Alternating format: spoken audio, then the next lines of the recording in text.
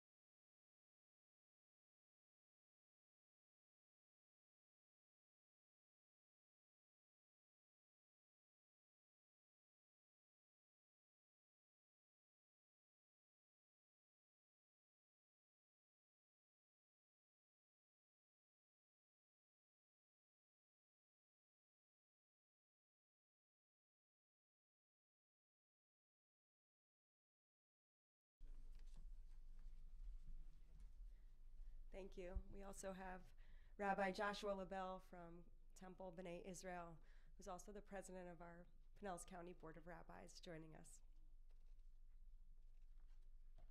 We gather here at this moment with the names that were read today resonating within our own souls as well. So we come to this moment to honor them with this symbolic ritual that we have of lighting the candles. Before we do, we'll open with this prayer on page 1. We stand outside the iron door that once forever kept us in, released in the sunlight and assured it shall not keep us here again. Surrounded by the Elohim who taught our fathers how to pray, who taught our mothers how to weave the cloth of faith we wear today. We stand beside the gate of light as pillars of a living God, who held at bay the crystal night and faced the world as lightning rods. Adonai's name we resurrect, the promise never to forget, the richness of God's covenant that purchased our deliverance and placed us in this promised land, wherein the gates of life we stand, content our planted seeds have thrived. We are the candle that survived. At this time, we ask that any of our survivors come forward, please, or the children of survivors or any family members of the survivors to light the candles.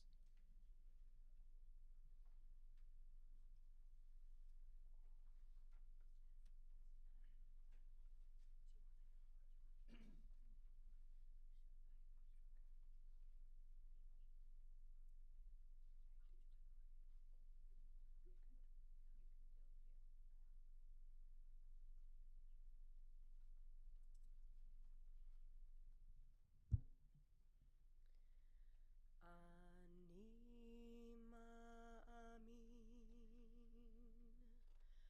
ani ma'amin, ani ma'amin,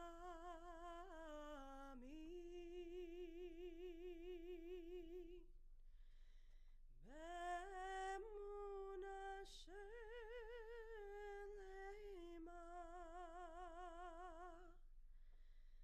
beviat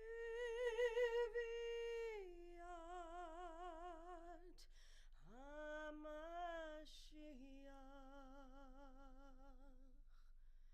beviat HaMashiach, ani ma'amin, me'af al pi she'itmamea,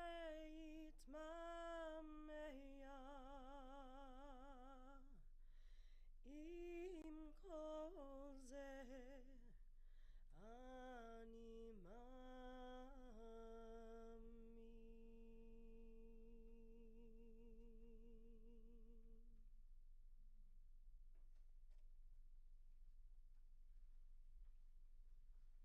Ner Elohim nishmat adam, as it says in Proverbs, the light of the Lord is the soul of the human being. May their memories live on. We turn to page 3. Creator of all, source and shelter, grant a perfect rest under your tabernacle of peace to those who perished in the Holocaust, our fathers and mothers, our sisters and brothers, our rabbis and teachers, our neighbors and children, the named and the unnamed, whose lives were cut off by brutal, vicious, cunning, and calculated violence. May they find peace in the world to come. Remember the survivors who have since passed away, and the virtues of our people who have died at the hands of malice in every generation. We remember the works of their hands and the messages of their hearts. Bless the defenders of Israel with safety and strength, and the righteous of all nations who provide protection, shelter, and comfort to the Jewish people. Let their deeds be a source of favor in heaven and healing on earth. Put an end to anger, hatred, and fear, and lead us to a time when no one will suffer at the hand of another. Speedily in our days, may the memories of all who face these horrors be sanctified with joy and love. May their souls be bound up in the bonds of life, a living blessing in our midst.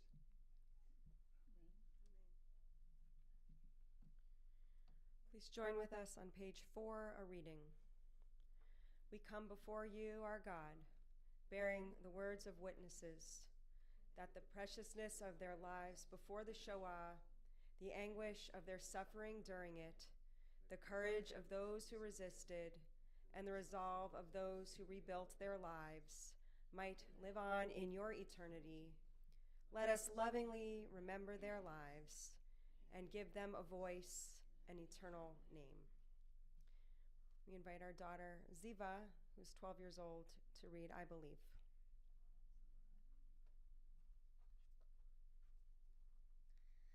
I believe. I believe in a gigantic phoenix, in a burning will, to rise from ashes, to live and give again. I believe in people, in Upbin Adam, like in a noble force of earth, in sublimation from mud and ashes, converted into wings of an immortal phoenix. I believe in tomorrow, born from yesterday. I believe in life.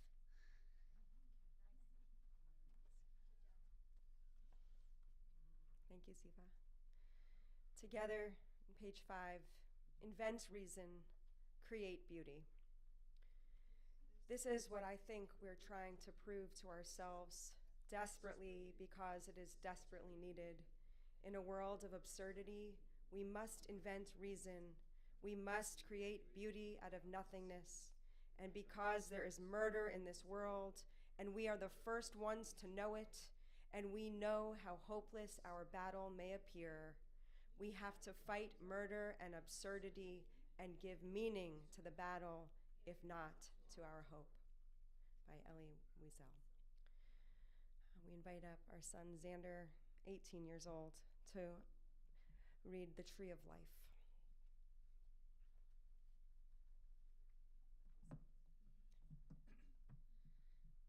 There stands a tree, a lonely tree, planted for me in a hostile land, planted with love by my father's hands on the day that I was born. Its roots are gnarled and worn, broken and twisted, as if life ceased or never existed. And yet its limbs reach for the sun, with one or two with leaves, green and tender, refuse to surrender, dared to survive, but is still alive. I saw my tree, my birthday tree, planted for me with my father's hands.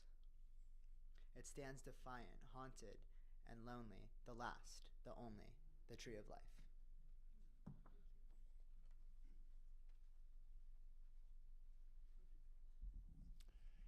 Let's continue responsively on page 6.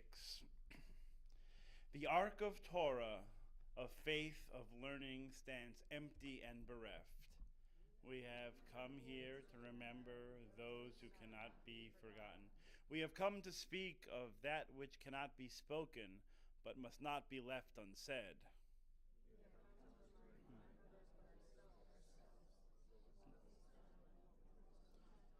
We have come to ask questions that cannot be answered, but cannot be left unasked.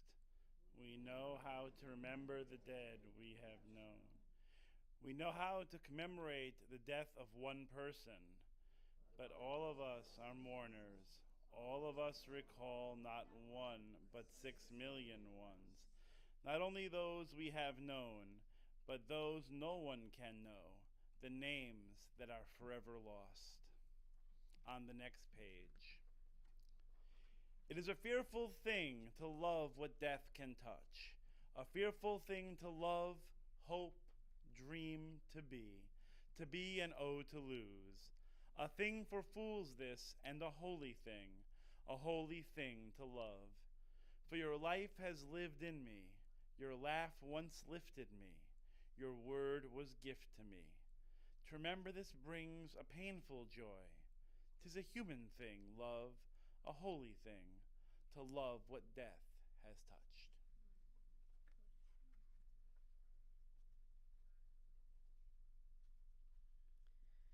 Please rise for the memorial prayer, page 8.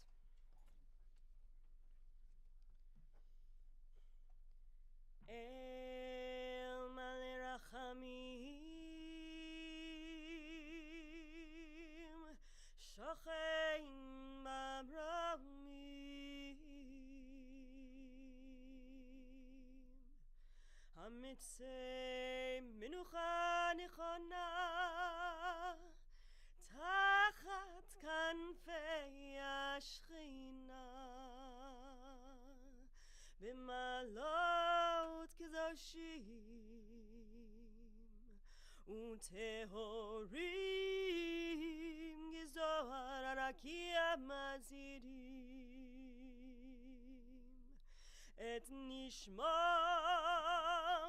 Kol Acheinu B'nei Israel, Shenitbechu b'Shoah, Anashim, Nashim v'Taf, Shenechneku v'Shenisrefu v'Shenehergu, Shemasru et nafsham al kiddush Hashem, Began Eden tehi menuchatam.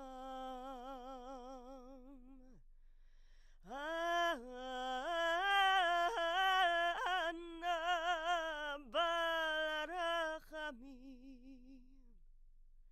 Hastirein beseter kenafecha leolamim, Utzeror bitzror hechayim et nishmatam. Adonai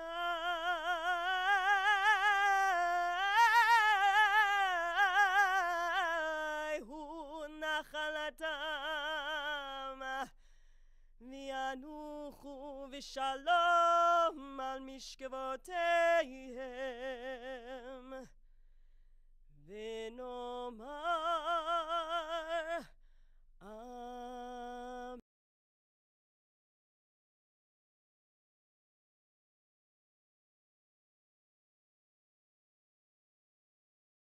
Dwells on high, perfect souls of women slaughtered. Their spirits live on, inspiring truth.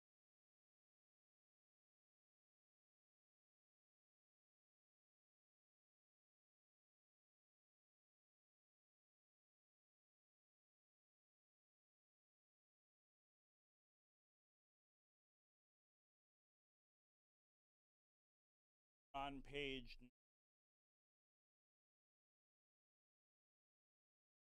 let us say Kaddish not only for the dead, but also for the living who have forgotten the dead. Let the prayer be more than a prayer, more than a lament. Let it be an outcry, protest. Above all, let it be an act of remembrance. That is what the victims be remembered.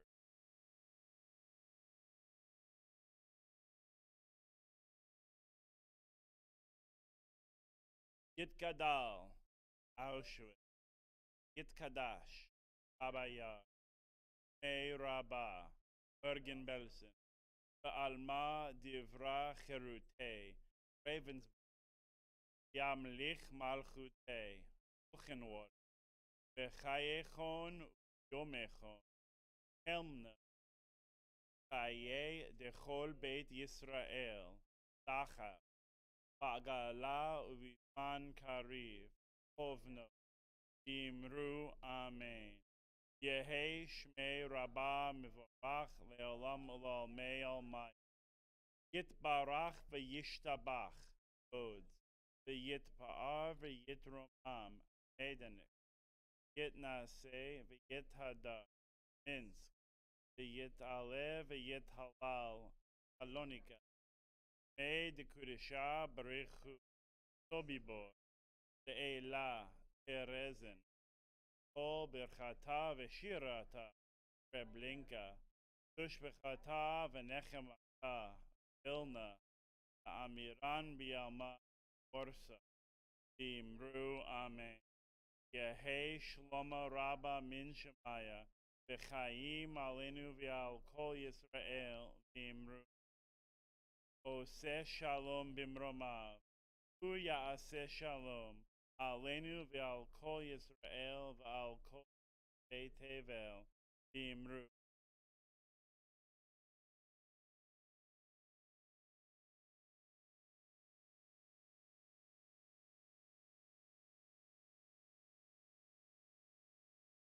Eternity.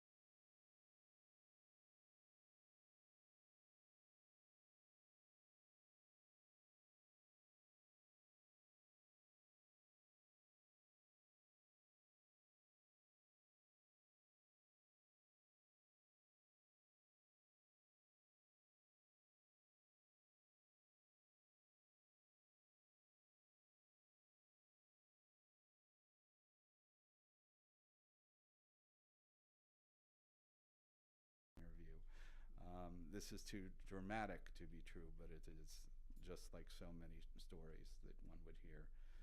During his time, Levi and his sister were hidden and given shelter by the congregation of Notre Dame de Sion.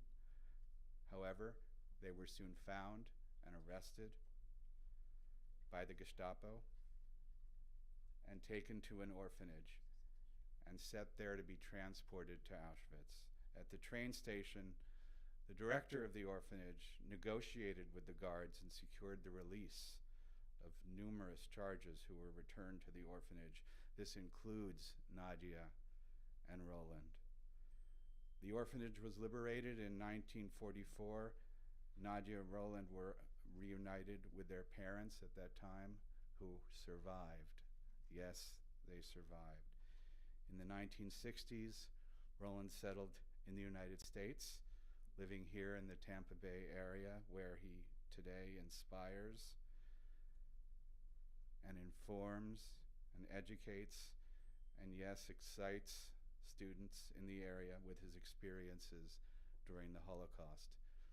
It is a great honor to have him here with us tonight. Please welcome Roland Levi.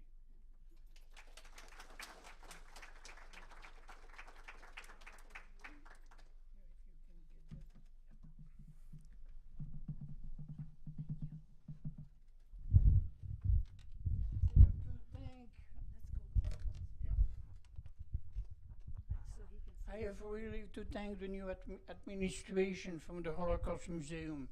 It's like I don't know, Rabbi. It's an angel who came down to earth. You know, I started to give my first lecture, believe me or not, in 1987. 1987 at the Holocaust Museum in St. Pete. And I am so proud today of the revival of a beautiful museum. Thank you so much. You do a great job. Let me start with my lecture. I try to change the mind of a lot of our kids. And the kids have to know that we as Jews are very important in this world. My grandfather was born in the mid-1800s in Bulgaria. There were already pogroms in Bulgaria at that time. A pogrom is a war against the Jews. Hitler didn't invent anything, believe me. My grandfather found out that there was a decree for Italian refugees in Italy. And going to Italy will give him the right to become an Italian citizen. My grandfather went to went to Italy and came back with an Italian passport. It's very important in my lecture why Italy was a part of the evil. On one side you had Mussolini, on the other side you had Hitler. Came back with an Italian passport, and I really believe that the Italian passport saved our lives.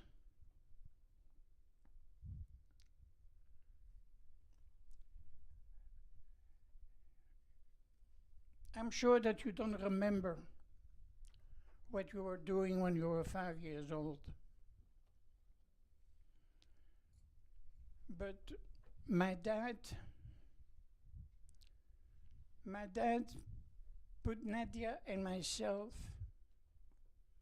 in a Catholic school named Notre Dame de Sion.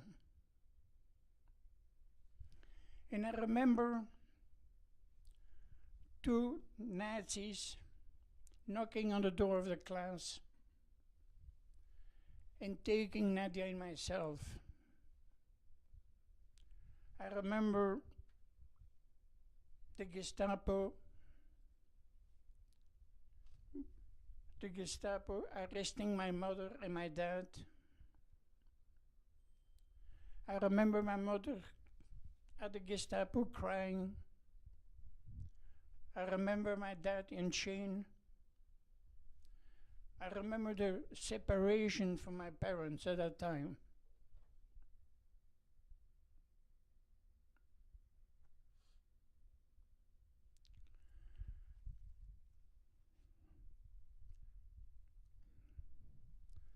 Can I get the paper?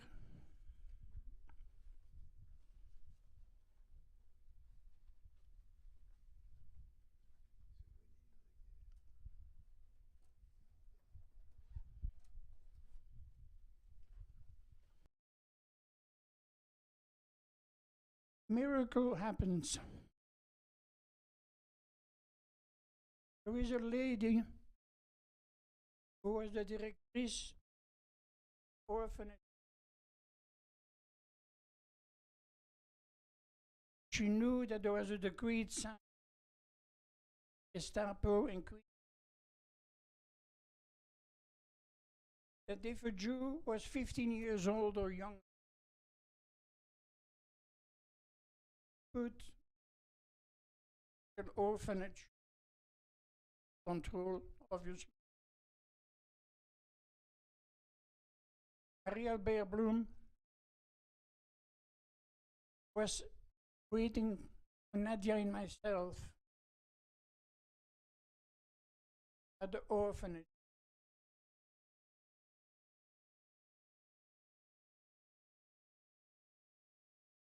Negotiating with the Gestapo. Gestapo released state Wezembeek, but was a Jewish story. Let me read a tribute to Maria Albert, the Senate in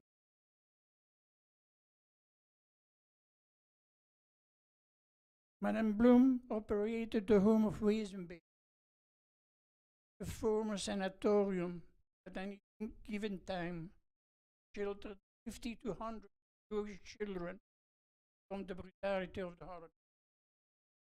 Nadya and myself. The children were housed, fed, fed, and most of all, he went to great length to protect these innocent children, risking her life to protect them. Through the war, she sent children in and out of the home, to the hands of the underground, or into the homes of Belgium. If a child had reached the age of 16, danger of being by the Gestapo, sent to a concentration. He made sure that it did happen. Effort proved this. At that time, 8 boys and girls, and 8 girls, fleeing the Nazi onslaught, were ordered to be deported to Auschwitz. In this critical time, Madame Blum intervened, steadfastly refusing to allow the Germans to take them. With the help of Queen Elizabeth of Belgium, they were ultimately. In August 1944, there was a roundup of all the Belgians. Like the children of Wezembeek, subject to the same. Madame Blum hurriedly arranged for paper for all of the children and smuggled them out.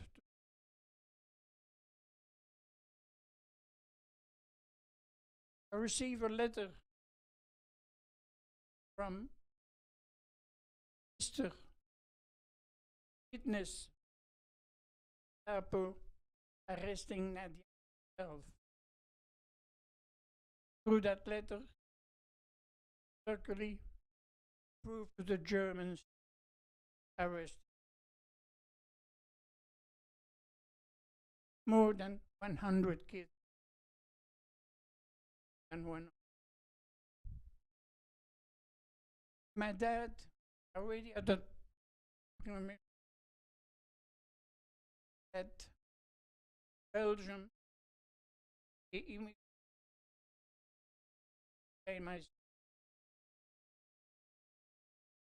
Gestapo who will arrest all. My dad bought a printing, decided to work, stone. A lot of. He was printing false papers, false ID, false passport. Change your name, Levi, Leri, L-E-R-I. Obviously, Italian.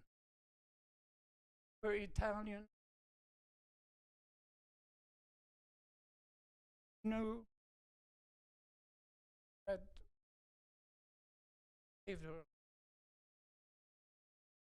the Italian consul in Antwerp, who's with my dad,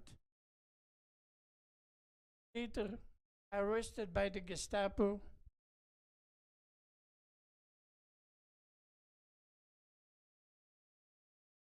Here is the dining room. From here. The kids, the nuns,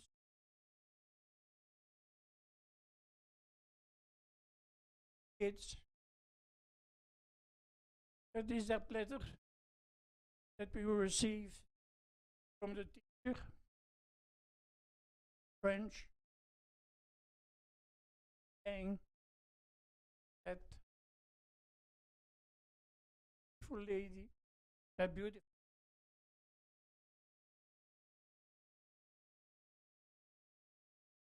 their lives. Picture from myself up front of the Nadya is the printing machines. Nadya and myself. You can see the broken window, the Grand Bazaar. Antwerp was a big port. Gestapo was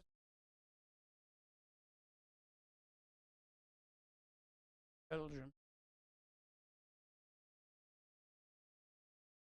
That Nadya, April 24, 44, walking in the street. That as a resistant, the Jew, imagine. Euro. My dad and myself, I had to be with a 3-year-old boy. He said, I was a good looking kid.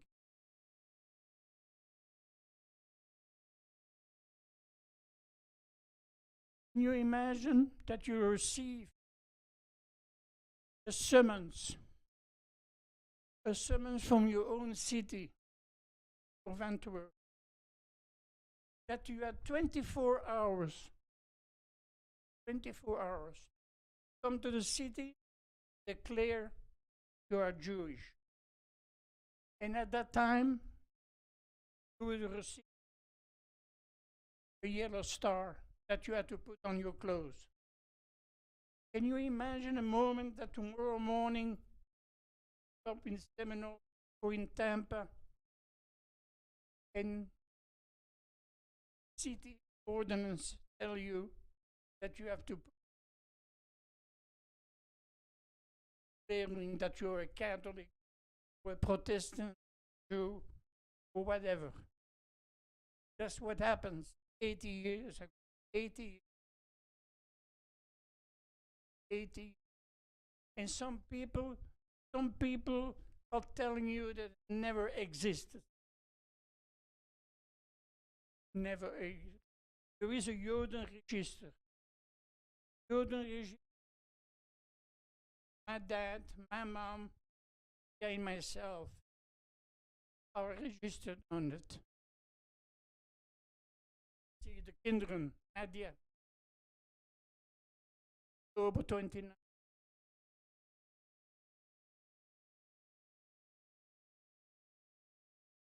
Without the kids, yellow star. Without the yellow.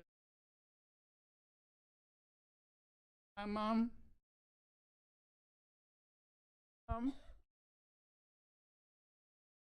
was in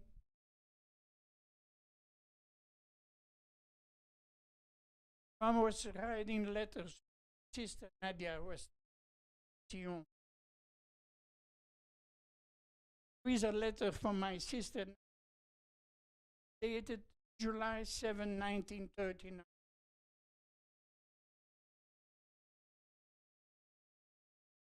Son, Roland, my little brother, still alive, doing well. That is a distant letter to my mom. In fact, Nadya replacing my mom during the war. Sadly, pastor died 94.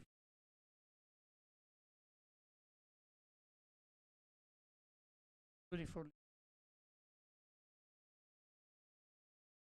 There is Main Street in Antwerp. I'm a 2-year-old kid, 13. And the same in Antwerp, 13-year-old boy, Nadya.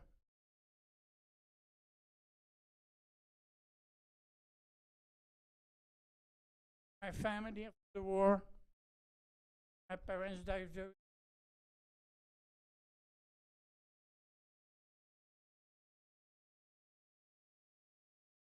Mitzvah.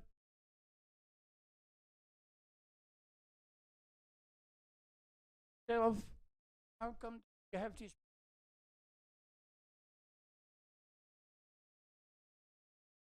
We're not in pictures or albums. We had a doubt that is important and keep the picture.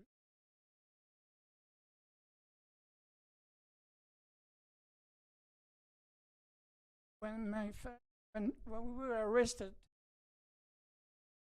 totally separated. Father, as a resistant, straight concentration camp. That concentration camp was in Brandon. That's a little city, Antwerp and Brussels. Concentration camp was a horrible concentration camp. They interrogated the Nazis, the people who again we are here.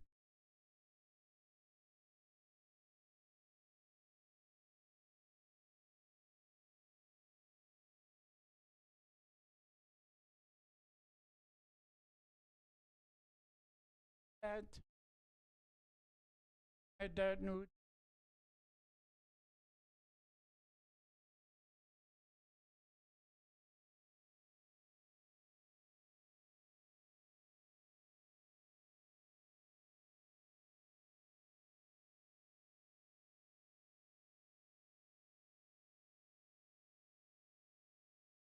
the prince of the brain.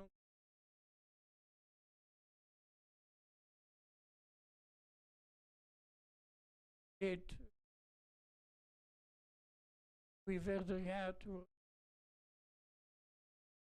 et dépassé a fusillé. You know, when I give my lecture, it's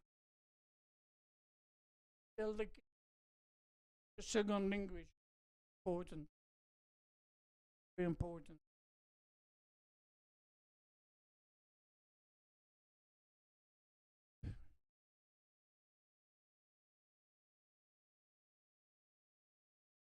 Courtyard.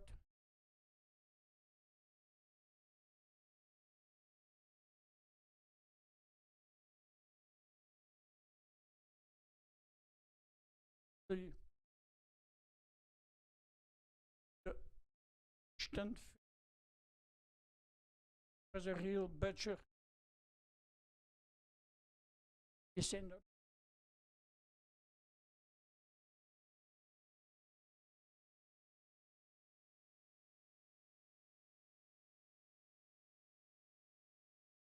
the bunks.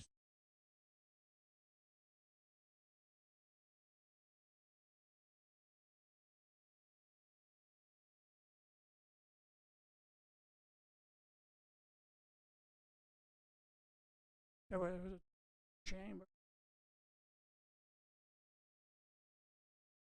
That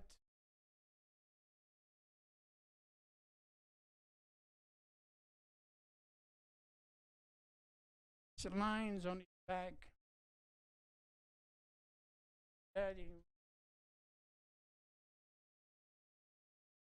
would demand torture.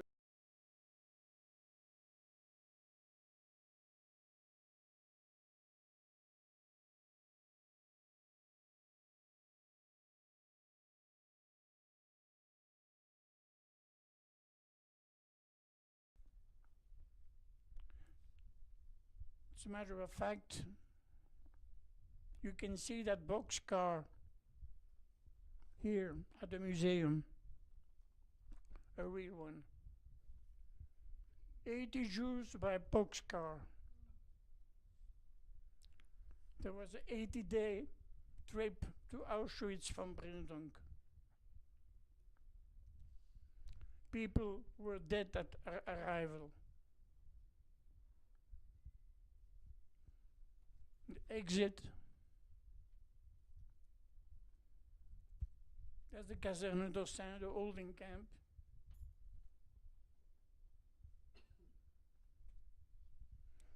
People arriving at Caserne Dossin with their luggage.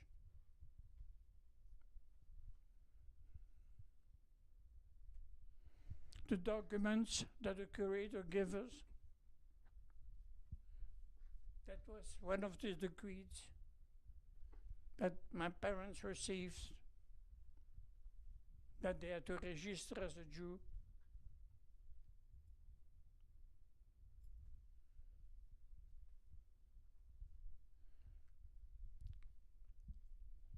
There were 28 transports. 28.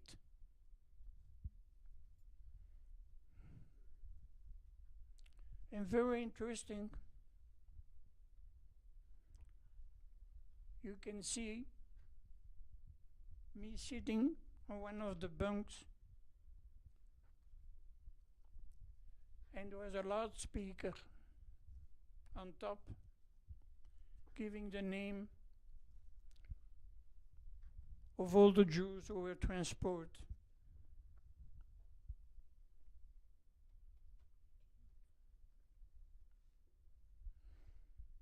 We were lucky. We were lucky while we were Jewish, but Italian. And the fact that we were Italian, we stayed at Caserne Dossin. My family, the grandkids. As a good Jew,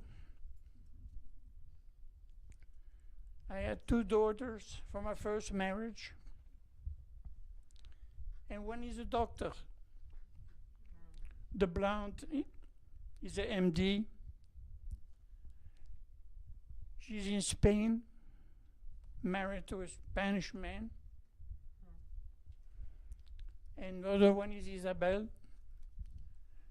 She married a Brit, a real Brit.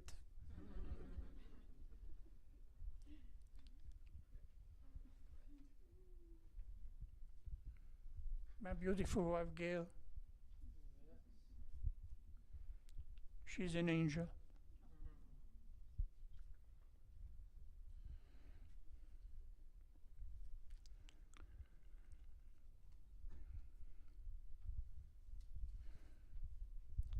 I'm open on questions.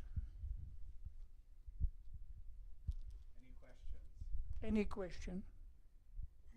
What made you decide to come to America? Oh, that's a very good question.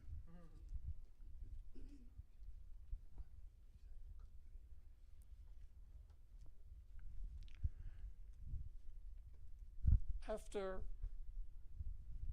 all the events what happens in the United States of America, my desire was to come to the United States of America. That was my biggest desire. So, my parents dying very young. I was, again, obviously an orphan. And I found out that there was a Jewish house who will accept me as a refugee. And yes, I went till my 18th in a Jewish orphanage. That orphanage was paid by Americans, and my studies, everything that I needed was paid by the American government, by Americans that I never knew. So I came to America. I came to America with a beautiful Statue of Liberty. I wanted to open restaurants, and I retired with 8 restaurants all over the United States of America. I had a restaurant in Birmingham, Alabama. I had a restaurant in Florida, in South Carolina, in Las Vegas. Can you imagine? All over the United States. Were you in the army? I'm sorry? Were you in the American army? No.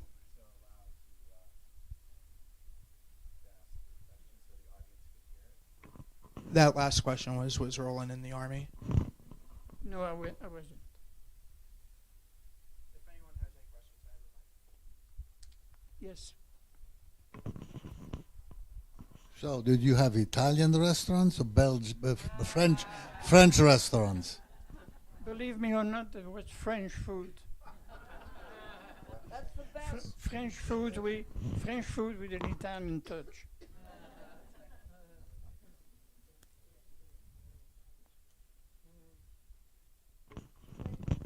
When you first came to America, where were you first stationed? Believe me or not, I landed in Birmingham, Alabama. I had a school friend in Antwerp who told me, Roland, you have to come to Birmingham. He married a girl from Birmingham. And I said, okay, I'm coming. So I remember I had a Jewish lawyer in Atlanta.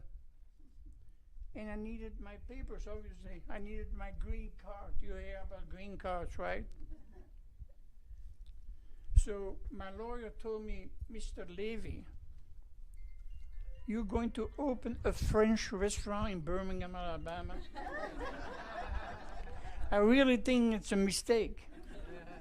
No, I'm going to open a French. He said, you don't understand. I have a great opportunity for you. True story, true story. Great opportunity. I said, yeah?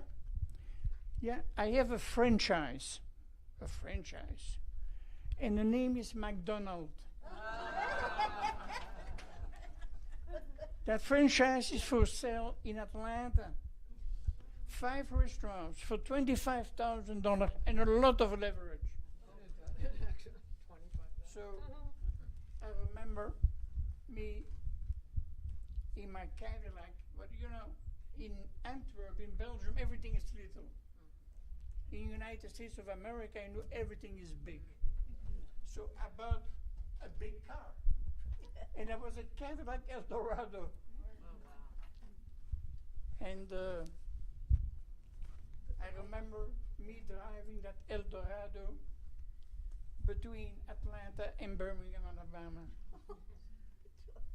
But the dream was accomplished. I was in the United States of America, and I had my green card. Put your microphone up, honey. Okay, first of all, I wanted to say thank you so much for coming and sharing your story with us.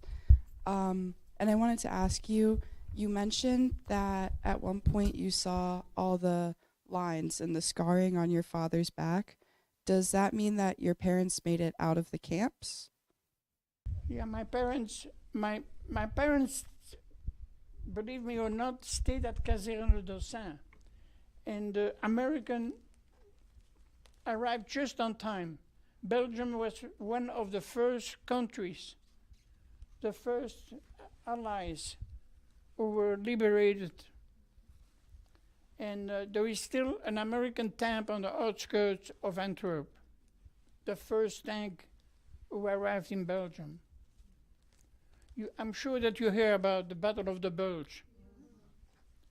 If it wasn't for Patton, If it wasn't for the American army who liberated us, I really believe that we would be all Nazis. We were very lucky that the Americans arrived just on time and lost the war in Belgium. No doubt about it, with the Battle of the Bulge. See, that's another story that is very important. I don't know how many teachers we have here today, but you have to teach history to our kids.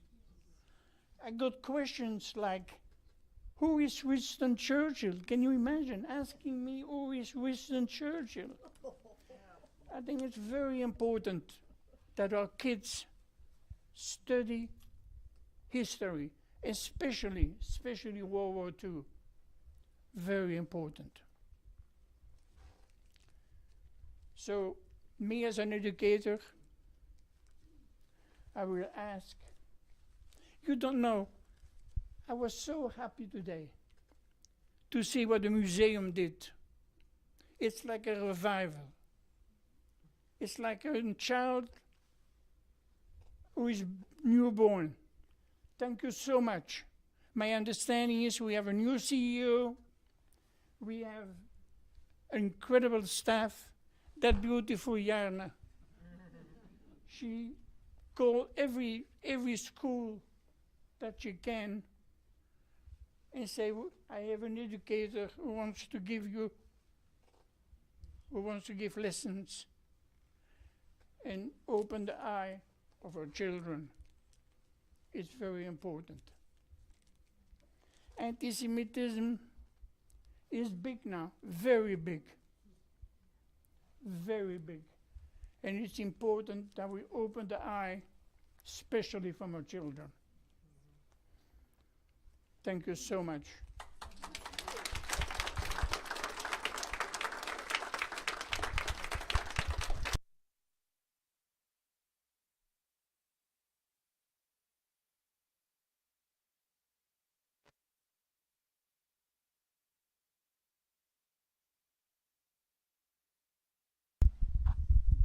Thank you, everybody, and I hope you'll not only be back, well, I'm not sure how you can see something more inspiring than this, but please to come back for more inspiring programs and also to come back next year on Yom HaShoah and celebrate survival, resilience, and resistance that we've seen here today. Next week. Absolutely. So we'll see you all here tomorrow. Bye. Thank you so much. You're welcome.